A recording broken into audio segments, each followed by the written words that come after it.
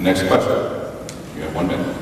Specifically, how do you propose we address the illegal alien problem in the United States? Well, first of all, I mean, I would vote no on blanket amnesty. Let me get my notes here real quick. Oh, okay. My opinion, Mr. Murphy and the other liberals in Congress are going to seek to quickly naturalize tens of millions of new Democratic voters. The Democrats are saying to you that you do not matter. They want to secure their political power by elevating the rights of people who have violated our laws. Again, they care not about you. I would vote no on blanket amnesty to save the rights you deserve and the money you earned. Should illegal aliens have a path towards U.S. citizenship? If so, how? This is where my heart comes into it. You know, I think of people who may have been in this country for 40 years as illegal immigrants. You know, can we just say to them, hey, you know, we're going to treat you the same as somebody who's just crossed the border?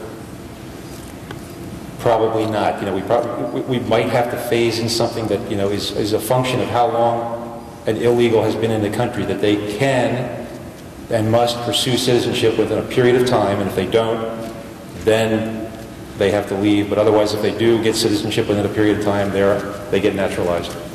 Should corporate executives who encourage illegal aliens to be in the United States because it's cheaper for them to do business with illegal aliens to be hauled off to jail? Absolutely. Next question.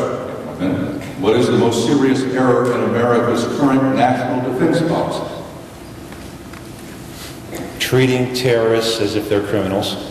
Terrorists, if I was, when I'm elected, I will seek to treat terrorists as illegal enemy combatants. I think we need not to close Gitmo, you know, because what we're doing with these people instead is we're just bringing them to Illinois or Bermuda, or we're shipping them back to Yemen, and they're just, some portion of them are getting plowed back into the terrorist cycle. So my single biggest thing is that we must treat terrorists as illegal enemy combatants, keep Gitmo alive, and use military tribunals. I think that the New York City criminal trial of Khalid Sheikh Mohammed and the other co-conspirators is patently absurd. They can't be tried fairly after they have not been given their Miranda rights. How do we introduce evidence, intelligence that we don't want the terrorists to find out about? And they've already been pronounced guilty by Obama, I believe President Obama, but certainly A.G. Holder has pronounced them guilty. Now, how can you have a fair trial when you've been pronounced guilty by the Attorney General of the United States? It's patently absurd. Would you authorize direct military action against Iran to prevent Iran from developing or obtaining nuclear weapons? That is a terrible question.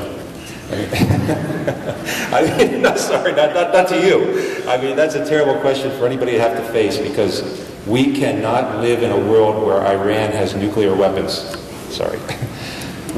But we do not want to have another war. A war with Iran would be catastrophic and would just, I mean, we don't know the impact that would have in the Middle East and on the world economy. So we must use diplomacy and economic sanctions and put pressure on the Russians, the Chinese, and every other trading partner of Iran to the maximum extent possible to avoid war and not let them have nuclear weapons. All right, in the brief 30 seconds so that we have left, will 2010 be the year of the Tea Party? Why or why not?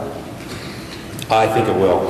This is, looking at the group out here, this is why. I mean, at the last midterm, or, you know, a couple years ago, I mean, this wouldn't have happened. People are concerned, and they have we all have a very strong right to be, because, I mean, we're terrified and afraid about our country and the path that it's going. We want freedoms.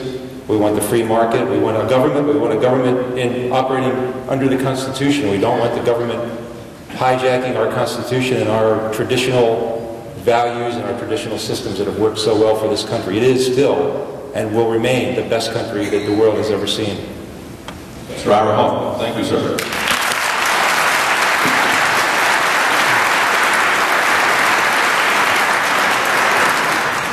Stop.